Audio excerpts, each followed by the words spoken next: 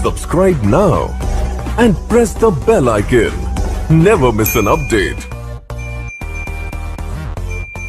नमस्कार आदरणीय पालक आणि विद्यार्थी मित्रांनो, बालाजी एज्युकेअर मध्ये आपले स्वागत आहे। या व्हिडिओमध्ये आपण स्टेट मेरिट लिस्ट म्हणजेच एसएमएल संदर्भाने माहिती घेणार आहोत।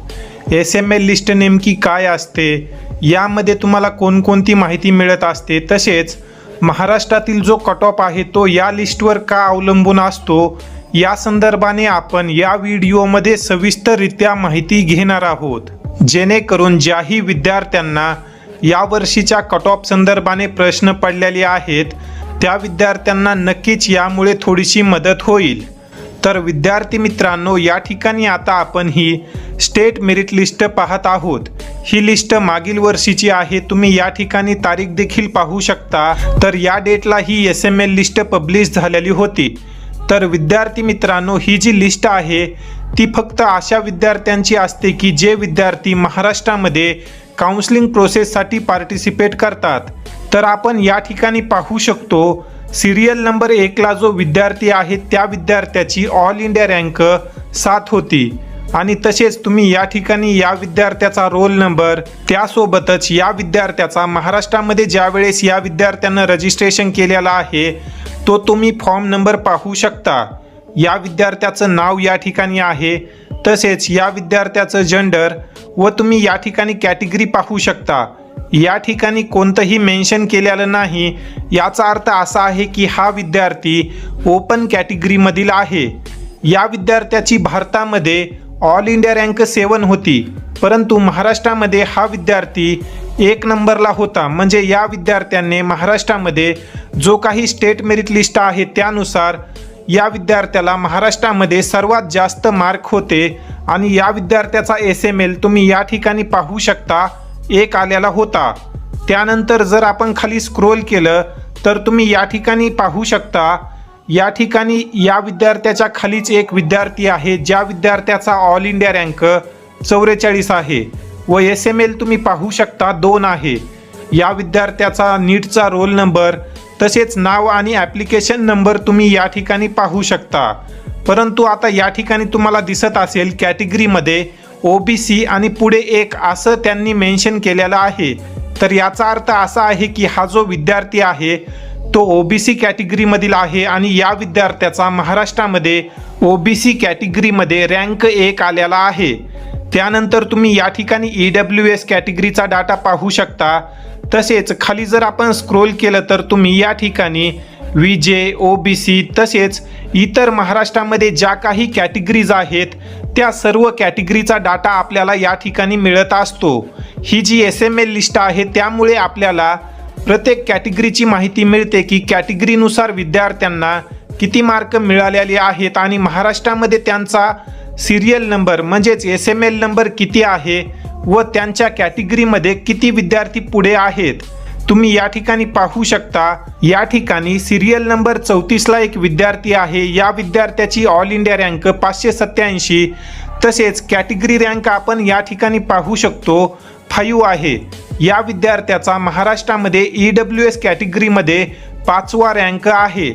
त्याचप्रमाणे तुम्ही या ठिकाणी खाली इतर ज्या काही विजे, NT1, NT2, SC, ST या कॅटेगरीचा रँक पाहू शकता।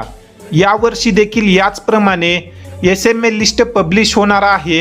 ही जी एसएमएल लिस्ट आहे ते स्टेट काउन्सिलिंगचे ज्यावेळेस रजिस्ट्रेशन सुरू होतील त्यावेळेस रजिस्ट्रेशन झाल्यानंतर पब्लिश होत असते व या लिस्टमध्ये आपल्याला महाराष्ट्रातील सर्व विद्यार्थ्यांची माहिती मिळते की त्या विद्यार्थ्यांचा एसएमएल किती आहे व त्यांच्या कॅटेगरीमध्ये त्यांचा कॅटेगरी रँक किती आहे, कॅटेगरीतील त्यांच्या समोर किती विद्यार्थी आहेत जास्त मार्क असणारे। तर या सर्व गोष्टीवर महाराष्ट्रातील मेडिकल प्रवेश प्रक्रिया अवलंबून असते।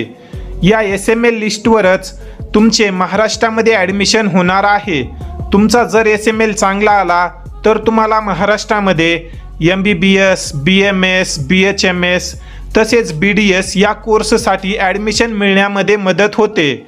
जरी तुमचा ऑल इंडिया रँक आता खूप जास्त आलेला असला तरी सुद्धा तुम्ही आता एसएमएल लिस्ट येऊपर्यंत वेट करा, कारण या ठिकाणी आपण पाहू शकतो या विद्यार्थ्याचा जर आपण ऑल इंडिया रँक पाहिला तर 2920 एवढा आहे, परंतु महाराष्ट्रामध्ये या विद्यार्थ्याचा जो SML आहे तो 208 आहे. आणि या विद्यार्थ्याची जर आपण कॅटेगरी पाहिली तर तुम्ही पाहू शकता OBC कॅटेगरी आहे आणि या विद्यार्थ्याच्या पुढे फक्त 25 OBC कॅटेगरीमधील विद्यार्थी आहेत.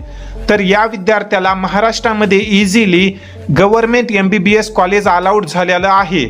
तर अशा प्रकारे ही SML लिस्ट असते. यामध्ये तुम्हाला सर्व कॅटेगरीची माहिती मिळते. त्यासोबतच तुम्ही ज्या कॅटेगरीमध्ये आहात, तुमच्या कॅटेगरीमध्ये किती विद्यार्थ्यांना तुमच्यापेक्षा जास्त मार्क आहेत ती देखील माहिती तुम्हाला यामध्ये मिळत असते.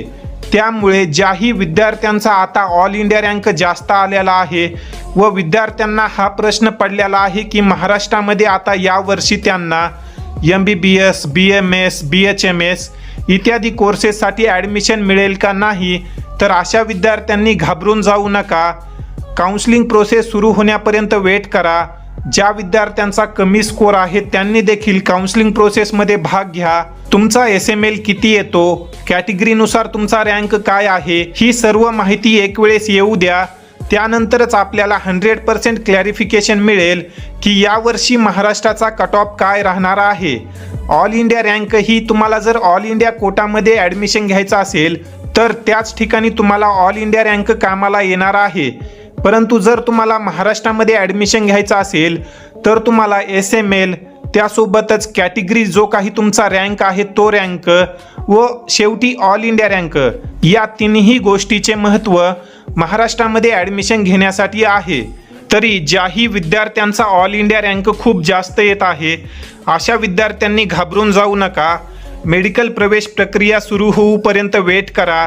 त्यानंतर जे काही आपले रजिस्ट्रेशन होणार आहेत ते रजिस्ट्रेशन झाल्यानंतर अशा प्रकारे SML लिस्ट येत असते. त्या SML मध्ये तुमचा SML किती येतो, कॅटेगरी रँक किती येतो, यानुसारच पुढे आपल्याला काय करायचं आहे ते ठरणार आहे. त्यामुळे जर तुमचा ऑल इंडिया रँक खूप जास्त येत असेल तर अशा कंडिशनमध्ये निराश व्हायची गरज नाही. SML लिस्ट व रजिस्ट्रेशन होऊपर्यंत वेट करा. एक वेळेस रजिस्ट्रेशन झाले व तुमची SML लिस्ट आली की त्यानंतर आपल्याला खूप जास्त क्लॅरिफिकेशन मिळेल की यावर्षी महाराष्ट्रातील कट ऑफ काय राहील व तुम्हाला ॲडमिशन मिळू शकतं का नाही. या संदर्भाने जर तुमचे काही डाऊट असतील तर तुम्ही कमेंट सेक्शनमध्ये विचारू शकता. तसेच ही जी SML लिस्ट आहे ही SML लिस्ट थोड्या वेळानंतर आपल्या व्हॉट्सअप ग्रुपवर शेअर केली जाईल, जेणेकरून त्या ठिकाणी तुम्ही डिटेलमध्ये ही SML लिस्ट पाहू शकता. त्यासोबतच ज्या विद्यार्थ्यांना आपली मेडिकल प्रवेश प्रक्रिया बालाजी एज्युकेअर मार्फत पार पाडायची आहे असे विद्यार्थी बालाजी एज्युकेअरचं पेड काउन्सिलिंग घेऊ शकतात. ज्याही विद्यार्थ्यांना पेड काउन्सिलिंग करायची आहे अशा विद्यार्थ्यांनी स्क्रीनवर दिलेल्या व्हॉट्सअप नंबरवर पेड काउन्सिलिंग असा मेसेज करावा. तुम्हाला अगदी रजिस्ट्रेशनपासून ते ॲडमिशन मिळूपर्यंत मार्गदर्शन व मदत केलं जाईल.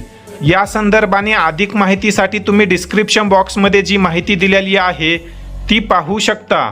या ठिकाणी आपण या व्हिडिओमध्ये थांबूया. धन्यवाद.